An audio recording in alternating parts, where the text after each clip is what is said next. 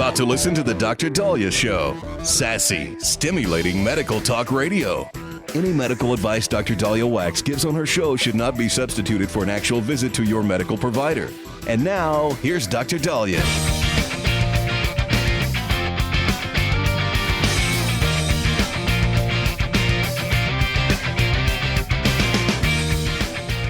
It's about time. Welcome back, everybody. It's the Dr. Dahlia Show. Finally, the record-long shutdown ends as the Department of Homeland Security has gotten funding.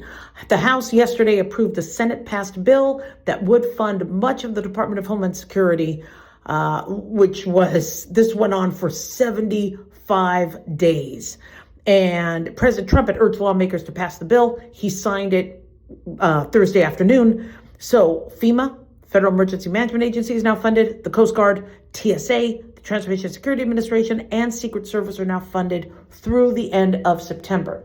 Now, ICE still in limbo. The bill does not provide new funding for Immigration and Customs Enforcement or the Border Patrol. Why? Democrats are still demanding changes to immigration enforcement. But ICE and Border Patrol still get paid because I think they were covered in the big, beautiful bill. So Republicans are now going to, in the coming weeks, figure out how to keep them funded for the rest of Trump's term. Now, the House has approved this as well. Homeland Security Secretary Markwayne Mullin had warned that if lawmakers didn't pass the funding by Thursday, emergency funding would run out and thousands of workers would not be paid because right now we've been, working on fumes. So the bill passed, they said, by voice. The House and the Senate passed also a short-term bill to prevent a foreign spying program called FISA Section 702 from expiring. Members of both parties said it would be devastating for national security if authorization for the program expired. So according to NBC News, Congress agreed to a 45-day extension for FISA before it departed for a week-long recess. They're going back on break? Didn't they just come? I thought well, anyway, they're leaving for another week. So Trump signed the measure into law last night. So as you remember, the DHS shutdown happened February 14th. NBC is admitting that Democrats forced it.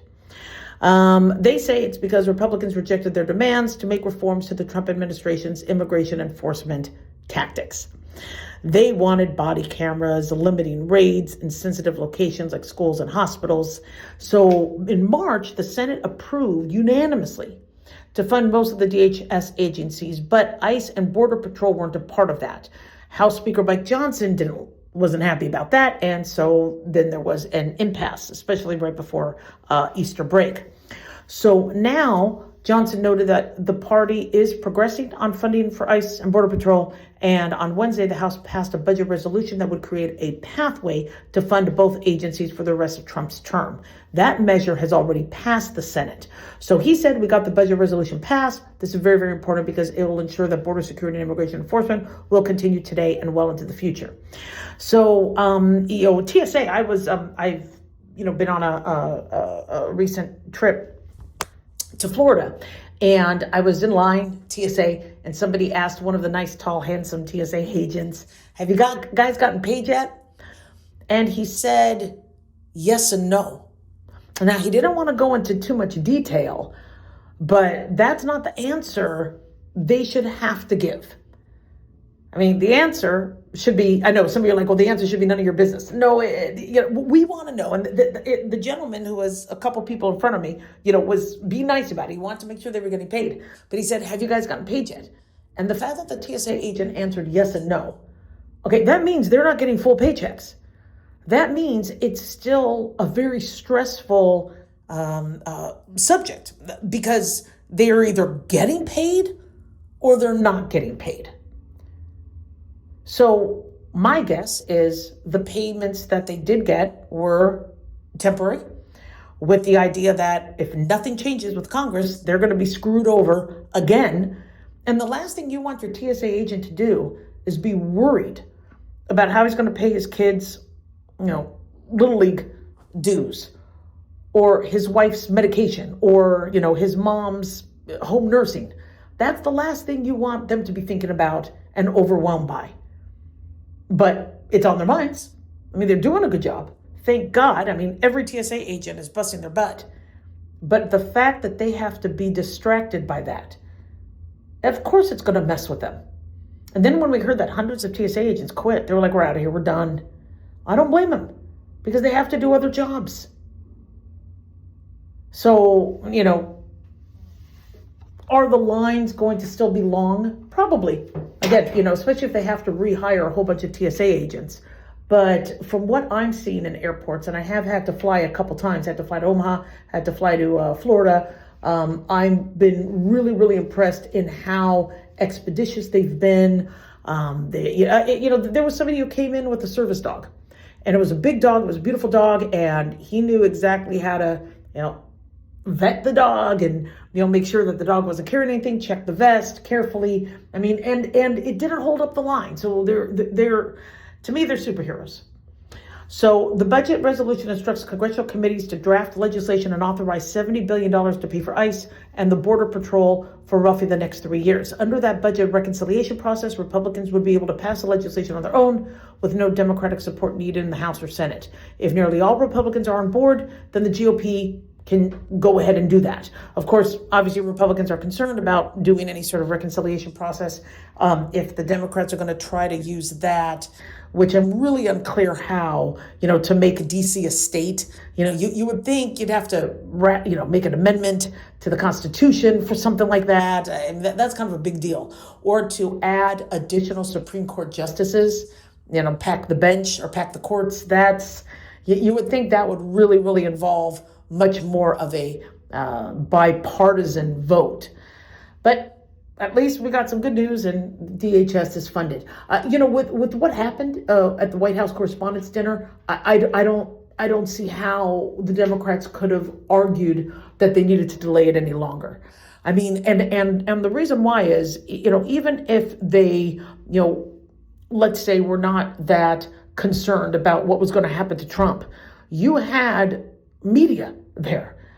Okay, you had, non-Republicans in the room. Okay, you're putting their lives at stake also. Any sort of, and I keep saying this, any sort of attitude of, it's only the one side that's going to get hurt. No, it'll always extend to the other side. You have to be smart. You have to be secure. 1-877-DOC-DOLLY. Don't go away.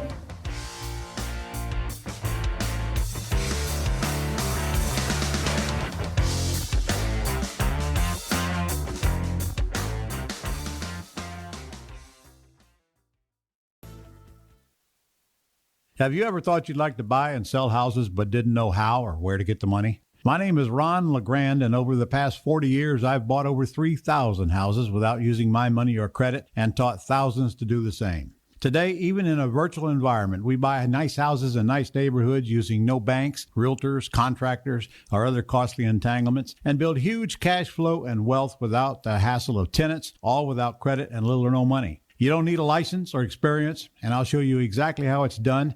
Text FREE to 99-799, and I'll send you my free training.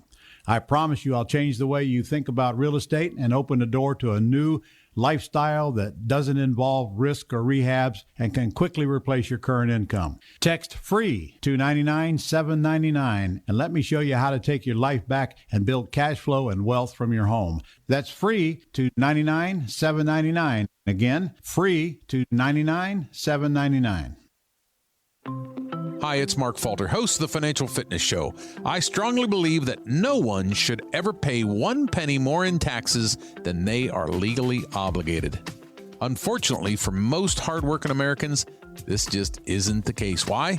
Because most people spend more time planning next weekend's getaway than trying to ensure they're going to pay less in taxes. My financial fitness team has put together some materials that I know are going to help you. It's the Tax Savings Kit. Tax Savings Kit includes 3 things: free tax analysis, top 10 ways to pay less in taxes, and an investor's guide to taxes. Now, how do you get it? Simple. 866-764-2635. Again, 866-764-2635. I'm Mark Falter. This is Financial Fitness, making personal finance profitable.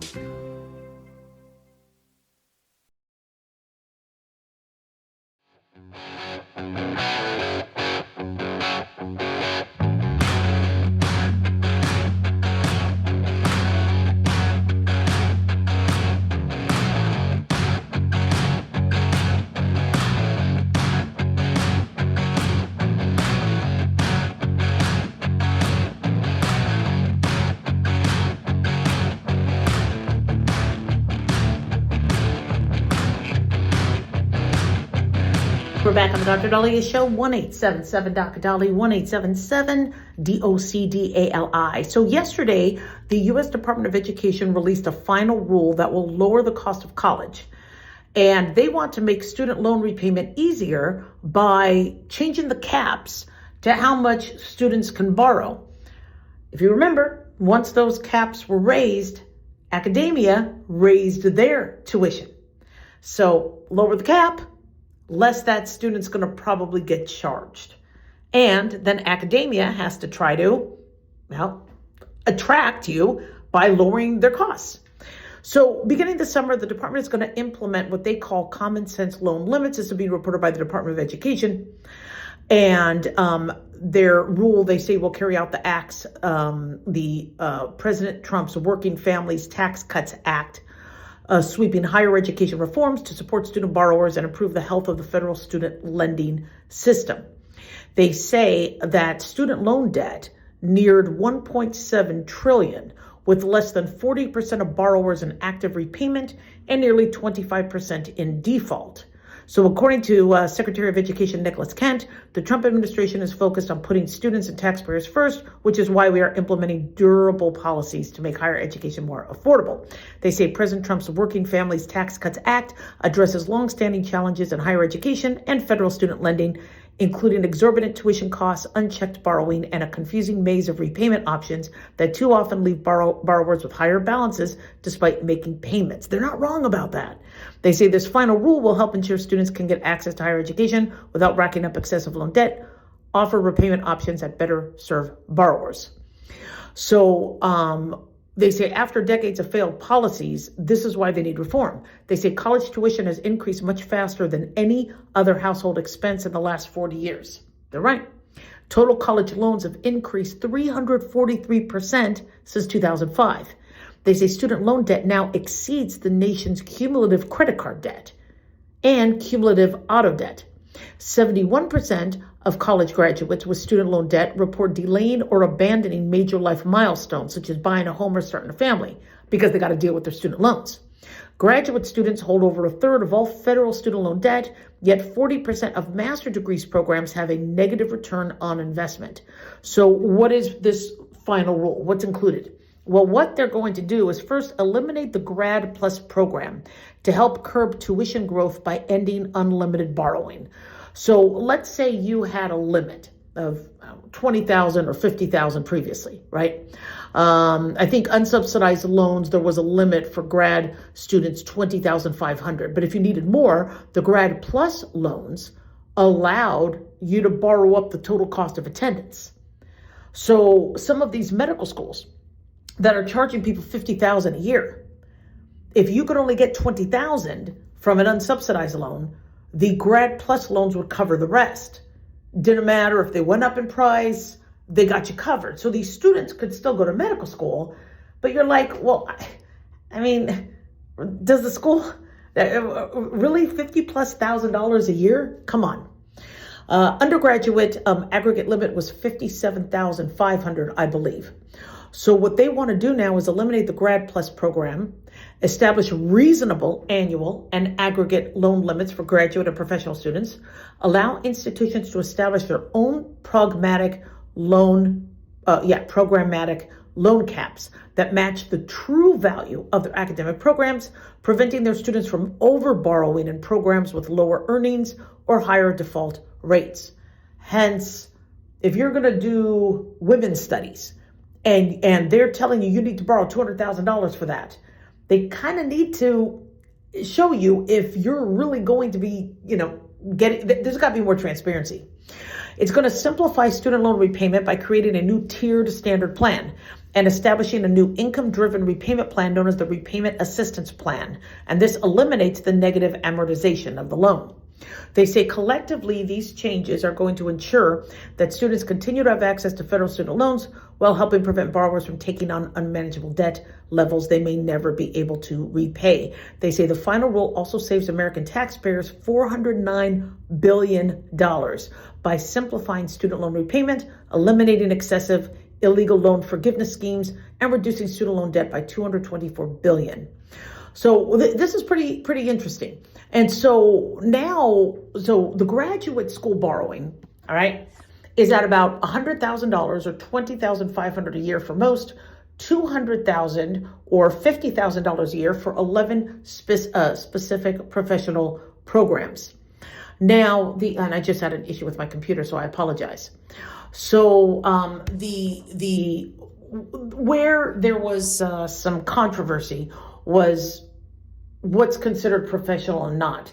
Nursing degrees, they put in the $100,000 range. And when I know a lot of nurses are like, what are you talking about? Nursing degrees are professional degrees. You're right. A nursing degree is a professional degree. You're absolutely right. But schools are screwing over the nurses. They're screwing over the nurses by by charging them $200,000. No nursing degree should be costing $200,000. $100,000, still I think that's ridiculously high. But at least it's a little bit more reasonable. So what this does is if you're in nursing school and you've been, thinking, okay, well, this is what I'm going to do, we're just going to charge whatever we can. No, it's not going to happen. So now they have to lower the price. Now, who gets to borrow $200,000? So a law degree, an MD, medical degree, dentistry, pharmacy, veterinary medicine, a veterinarian, osteopathic medicine, a DO, podiatry, optometry, chiropractic, theology, and clinical psychology, PsyD or PhD.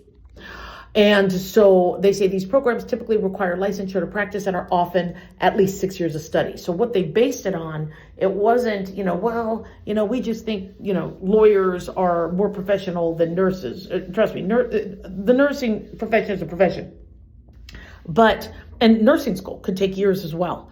But it shouldn't cost $200,000 to become a nurse. We are screwing over nurses. And then on top of that, we're screwing over teachers. We're screwing over all these professions by saying, well, your degree has to cost $200,000. Come on.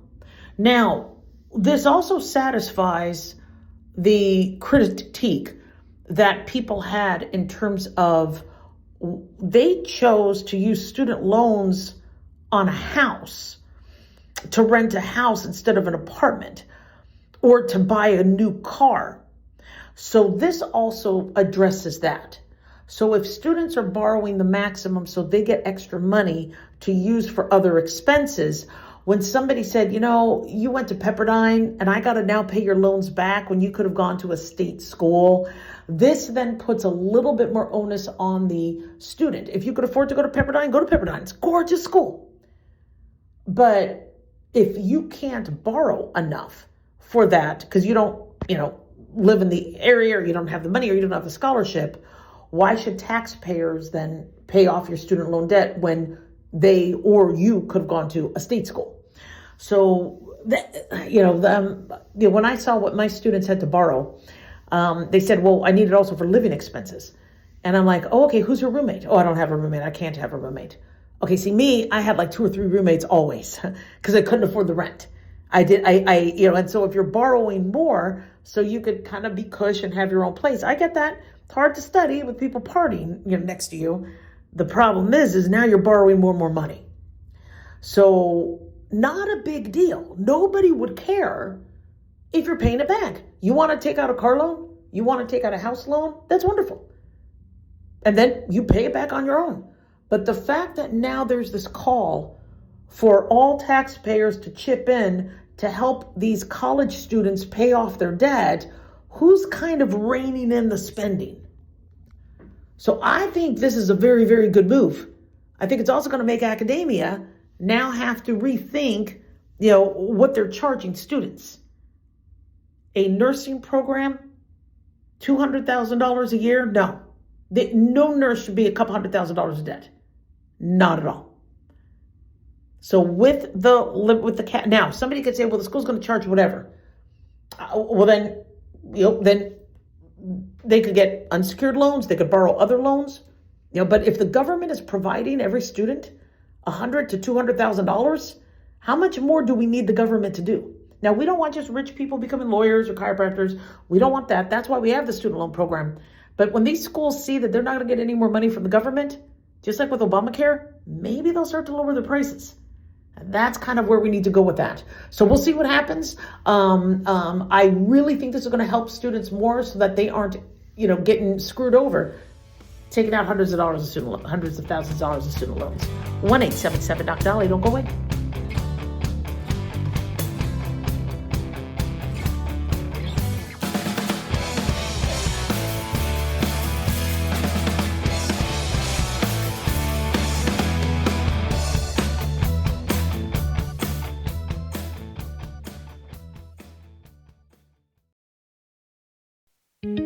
Looking for a gift that can actually help secure someone's future? It's Mark Falter's new book, Common Sense Income Strategies. It makes the perfect gift for that special someone in your life. Mark has helped thousands of hardworking Americans secure their financial future by using time-tested strategies that continue to create wealth, whether the market is up or down. Strategies that will make perfect sense once you take the time to read this powerful book. Common Sense Income Strategies brings to you what Mark has been teaching in person and talking about on the radio for decades. You've worked too long and too hard not to see the fruits of your labor. To learn how to receive your free copy, call 866-764-2635. That's 866-764-2635. Secure your future with Common Sense Income Strategies by Mark Falter. Again, to learn how to receive your free copy, call 866-764-2635. That's 866-764-2635.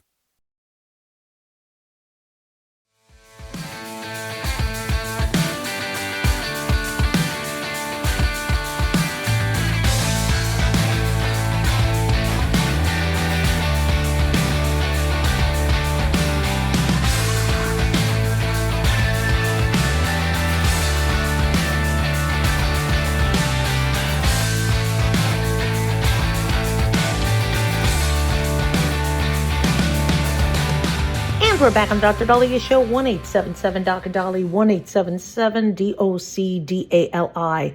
So we still don't have a Surgeon General. And this has kind of been a little chaotic because President Trump has nominated individuals, and one he had to withdraw, another wouldn't get approved. And so now here we are with a third choice. And so, the Surgeon General is an important role, but unfortunately, what should be a role that isn't politicized can unfortunately be politicized. So where are we with this? So the Surgeon General latest nominee was Dr. Casey Means. Now, Casey Means graduated from Stanford University School of Medicine. She pursued an ENT surgical residency, but the reason why I guess her nomination didn't go through, or her confirmation didn't go through, is because she's not an active, she, I guess, left residency when she only had a few months left. I think it was a 5-year residency, and she left, I believe, 6 months prior to finishing. And she didn't have an active medical license, we're being told. Now, she did still practice functional medicine, but we're being told that 6 months before finishing her ENT program, she dropped out of her surgical residency due to self-reported stress. And she also had claimed that she was disillusioned with the state of healthcare. Now, this is not very uncommon. I see a lot of individuals who leave residency. Why do you need residency? Well, when you go to medical school, you learn the basics. And then the first 2 years is, mostly book work, but you get some clinicals. And then third and fourth year is mostly clinical, where you get hands-on. You can narrow some of the focus of your clinicals to what you want to go into with electives your fourth year, but you still do the basics, delivering babies, surgery, internal medicine, pediatrics, family medicine, radiology, etc. And so once you finish your 4 years, you have your basic medical knowledge. You could get your MD, you could get your doctor of osteopathy, but for you to now practice in your specialty, you need to do a residency. So after I finished medical school, I had to do another 3 years in family medicine because family medicine was my specialty. With ENT, that could be 5 years, 6 years, 7 years. Some surgery residencies could be 9 years. So the residency is a very, very important part for you to practice in your specialty. However, not all doctors throughout history did a residency. Once they graduated medical school, they were good. They were GPs. But medicine has changed. There's a lot more to medicine now. So being that there's a lot more to medicine, we now have to be we have to be trained and up to date in those. And so for somebody to now go into ENT or cardiovascular surgery, et cetera, see, the family docs used to do a lot of that. We family medicine docs would remove your thyroid. We would deliver your baby. We would do all that. But now things have gotten more complicated, not to mention malpractice suits have kind of changed the way things are. So if a family doctor is saying, I got you, I'm here for you, they could be opened up to a lot more liability if they didn't refer you to a specialist. So having that specialty training is necessary for you to be board certified in your specialty. I'm board certified in family medicine. Even though we don't really consider family medicine specialty, we consider it primary care. It still is a specialty in its own form of primary care, and I have to keep my board certification up, which I do. And I pass my test every time I take it, and I keep up all my CME, etc. So the fact that Casey Means did not, shall we say, go through and I'm not that shocked. I don't know much about her, but being that it seems like Senator Bill Cassidy, I believe, was not on board with this. And if you are going to be Surgeon General, I think it does help that you are a physician. Now, why? What is a Surgeon General? So the Surgeon General is kind of known as the nation's doctor, right? They run the public health aspect of the country. So the U.S. Surgeon General heads 6,500 members of the U.S. Public Health Service Commission Corps. They also advise Robert F. Kennedy Jr., the Secretary of Health and Human Services, to lead on public health initiatives. They communicate health information such as like health advisories, like with the smoking. Surgeon General, reminds you that smoking can, cause lung cancer and alter your health. Surgeon General warnings on alcohol. They lead public health initiatives as it pertains to vaccinations, health information, etc. They oversee the uniformed service of 6,000 public health professionals. They're a spokesperson on federal health initiatives, and then they direct calls to action when we have to, let's say, look at our nutrition more, or exercise more, or deal with a communicable disease. So being a physician, I think, is justifiable. I think, is it mandatory? I don't believe it's mandatory to be an actively practicing physician, but she is a physician. She's an MD. But to have an active license, that's something that many of the senators wanted her to have. So now who's the third choice? The third choice is now Dr. Nicole Saphier. Nicole Saphier, you see her on Fox News a lot. So she is, I believe, an actively practicing radiologist. And so President Donald Trump says he is happy to, he is pleased to announce that he has nominated Dr. Nicole Saphier. She's a star physician who had spent her career guiding women facing breast cancer through her diagnosis and treatment, while tirelessly advocating to increase early cancer detection and prevention, while at the same time working with men and women on all forms of cancer diagnosis and treatments. I don't watch her a lot.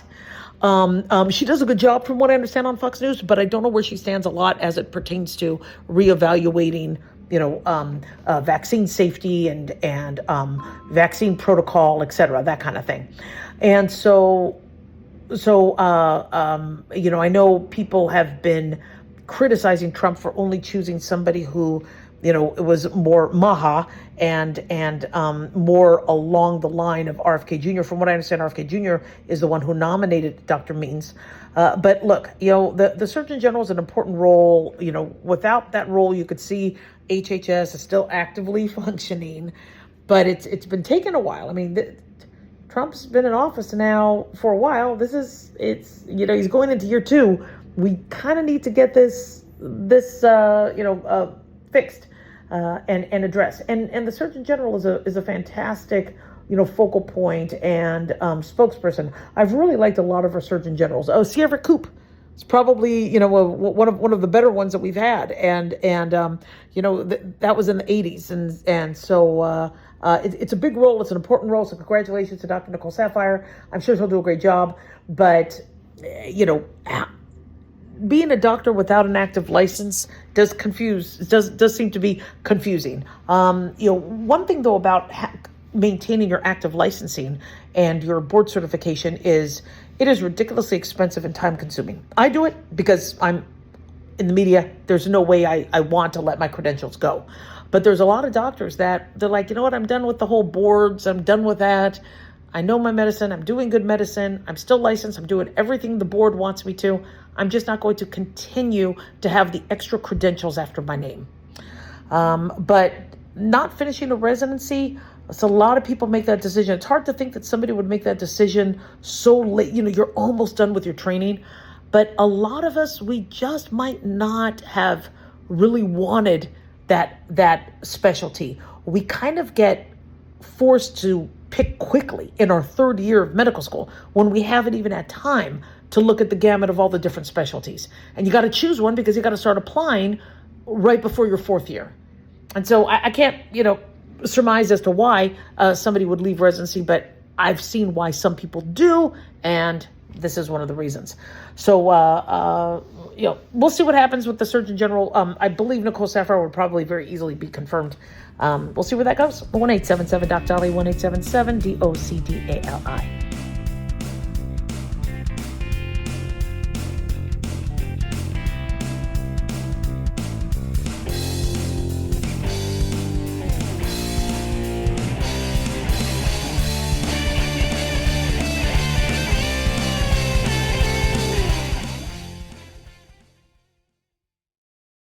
Hey guys, it's Clyde. We've had a lot of requests for Ground Zero merchandise, so we put together an online store with a big variety of high-quality items. I'm really excited to let you know about these things.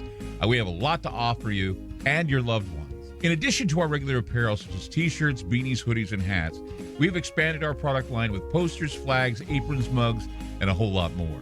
We also have Ground Zero collectibles along with a limited edition of items like a Clyde Lewis canvas portrait, a Ground Zero embroidered jacket that will certainly make for great gifts and for interesting conversations with family and friends.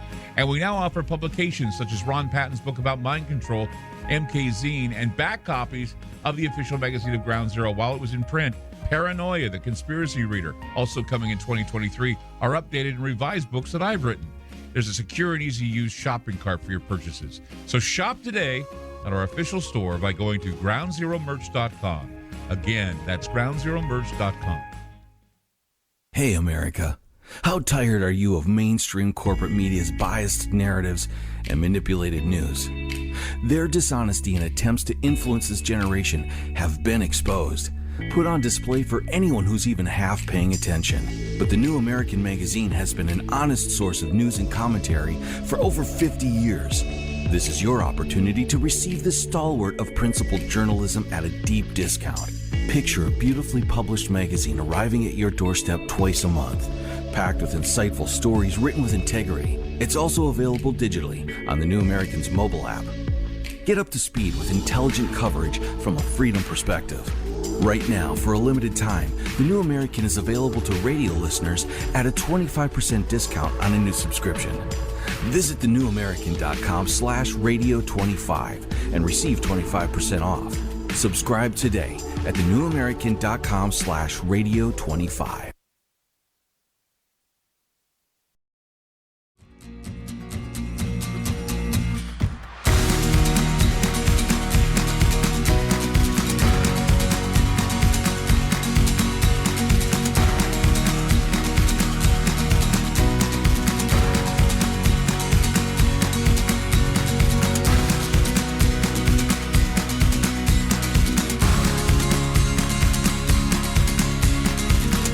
All right, we are back in the Dr. Dahlia Show, 1-877-DOC-DOLLY, 1-877-DOCDALI. We are broadcasting live today from Panama City, Florida. It is exquisite here, but I am really, really excited about our next guest.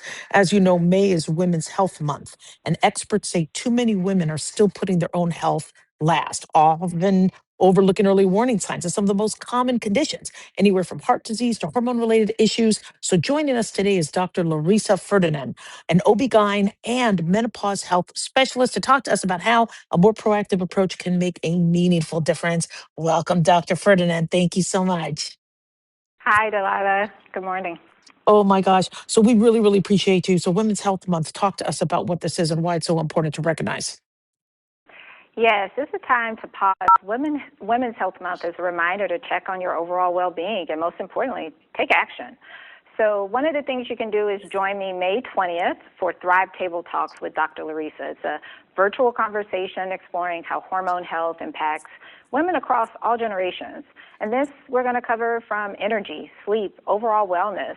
And these aren't small issues. These are things that impact us every day. So follow me at Dr. Larissa on Instagram for additional details. Oh, that's wonderful. So, I mean, my age group is, well, I'm in menopause, right? My listeners know that.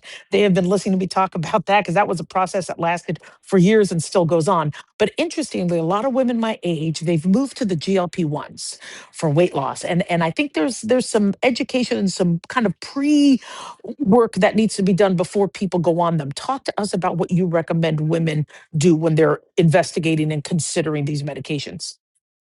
Yes, GLP-1s are just a hot topic, period, and they can be a good option for women, especially when you're trying to lose weight. And in menopause, weight gain is common, especially when you are navigating these hormonal transitions. So if this sounds like you, GoodRx for weight loss can help you get started.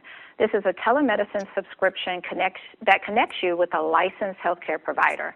And that's essential because you want to start with a consultation to understand your needs, review your options, and if it is appropriate, get a prescription for an FDA-approved GLP-1. GoodRx isn't an insurance, but it can help make these treatments more accessible. I am so grateful to GoodRx. In fact, I tell all my patients when they get a prescription to go on GoodRx and get and look and see what the benefits are. And it's amazing what it's been able to do to transform healthcare and high costs. So I'm really, really grateful. Shout out to GoodRx for that. So, as you know, sleep is important. You know, I was diagnosed with menopause not because my period stopped. It was because I had bad sleep, and sleep impacts everyday wellness. Talk to us about the tips you give your patients as to how to sleep better. Yes, sleep is a very common symptom that people can experience as their body's changing through this hormonal transition. And quality sleep is everything. It's essential for supporting energy, mood, and overall well-being, especially for women. I consider sleep the new sexy. So in honor of Women's Health Month, make your sleep a priority with new Ultra Sleep from Natrol. It's a #1 drug-free sleep aid brand, and it includes a 3-in-1 blend with melatonin, which is a trusted, effective sleep ingredient, plus GABA and botanicals to support all 4 stages of the sleep cycle. It's 100% drug-free and not habit-forming, which a lot of people like. So you can wake up feeling rested and refreshed for the day. You know, I'm here in Panama City, and we have multiple Air Force bases, and we have these just gorgeous military men walking around the place, right? And, you know, since I've been menopausal, I feel like I don't have the confidence I used to, although I'll still smile and flirt. But one thing that I think really affects a lot of us is, you know, our comfort zone, our confidence. You know, talk to us about what you suggest as it pertains to, you know, women feeling more comfortable and confident with themselves. I understand what you're saying. Actually, I live in Orlando, Florida, and oftentimes it can come down to those simple habits that we're having to deal with. For example, some adult women experience bladder leaks, especially as they age. So maintaining good hygiene with gentle, skin-friendly options can make a big difference. One option is the new Water Wipes Adult Incontinence Care Wipes that are made of 99% water. Water Wipes has expanded beyond their baby and toddler care to include these incontinence care wipes, and it can offer an effective 3-in-1 clean for sensitive, aging skin. It comes in 3 options, and they're available at Amazon and Walgreens. And then one of the biggest things I wanted to talk about, too, is just recommending for women during this month and throughout the year and years to come of the early changes that can happen in their body. We're surprised often to learn that these symptoms of menopause are going through, as you mentioned, Delilah, can begin years before, sometimes 8 to 10 years before the cycle ends.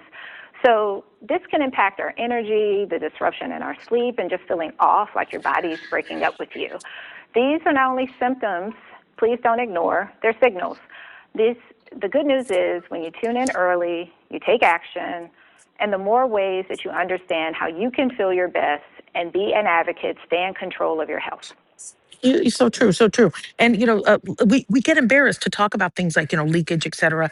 But I got to tell you, it's treatable. So definitely open up and talk to your medical provider about that. Dr. Larissa, you have been just a wealth of information. Where can my listeners go for more information? Yes, for everything we discussed here, you can visit tipsontv.com. Oh man, we appreciate you so much, and we cannot wait to have you back. Love you and all you do. Thank you so much. Thanks for having me. You take care. Bye bye. Yeah, I just want to add a few more notes on that. One thing that a lot of women complain about when it comes to menopause are the hot flashes, is the lack of sex drive, the inability to sleep. But interestingly, they don't also talk about the urinary incontinence. Urinary incontinence is something that can be so devastating, especially when you don't want to smell like urine. And I can't tell you how many times it ruins somebody's day, somebody's trip. And it's a very, very common occurrence as it pertains to menopause. And there are so many things that could be done about it. I know a lot of women are, embarrassed to talk about it, but don't be. A lot of us will cough and pee or laugh and pee. I mean, I remember for one period of time, I avoided every comedy stop because I didn't want to laugh and pee. But I got to tell you, I saw Salvatore Maniscalco, no problem at all. And so it's amazing how if you get the right menopausal treatment, how it could help. So definitely get yourself checked out. Don't feel embarrassed. Lack of sex drive, we've spoken about a lot in terms of hyposexual arousal disorder and how that could happen with menopause and the lack of estrogen and nature's way of not wanting us to get pregnant. So that's something we've talked about and we'll spend a little bit more time on. But talk to your medical provider. Millions of women struggle with this. We are broadcasting live from Panama City, Florida.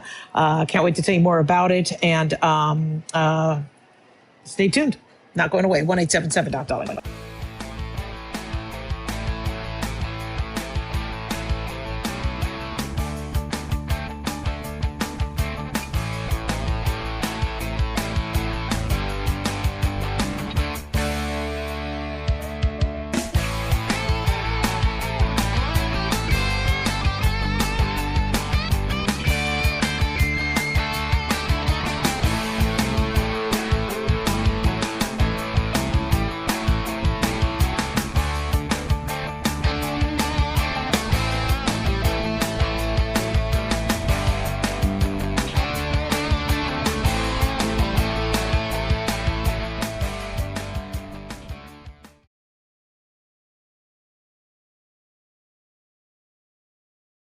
Dr. Dahlia here. Are you tired, burned out, gaining weight, succumbing to the daily pressures of life? Well, how's your dopamine doing? How you feel right now, how you'll feel an hour from now, and how you'll feel next week is completely reliant on your dopamine. Our daily motivation and willingness to push through challenges depends on the intricate chemical process dopamine provides. Christian Kalikas and I created Deploying Dopamine, a book that tells you what dopamine is, when it dysfunctions, and how to successfully deploy it when needed. Find Deploying Dopamine on Amazon today. Check it out. Carl Amari here to tell you about our newest website for old-time radio lovers. It's 100radioshows.com. At this site, there are 5 old-time radio shows waiting for you to download free as our gift to you, and be sure to browse the additional 700 old-time radio shows available to you for 70% off by using the promo code RADIO at checkout. This is a limited-time offer, so log on to 100radioshows.com. That's 100radioshows.com. Looking for an easy read that can actually help secure someone's future? Pick up a copy of Mark Falter's book, Common Sense Income Strategies. For the past 30-plus years, Mark has helped thousands of hardworking Americans secure their financial future by using strategies that continue to create wealth, whether the market is up or down. Strategies that will make perfect sense once you take the time to read this powerful book. Common Sense Income Strategies brings to you what Mark has been teaching in person and talking about on the radio for decades. It's not rocket science, it's a pretty easy read. You've worked too long and too hard not to see the fruits of your labor. Common Sense Income Strategies is available now on Amazon or by calling 866-764-2635. That's 866-764-2635. Common Sense Income Strategies by Financial Fitness Show host Mark Falter. Secure your financial future today.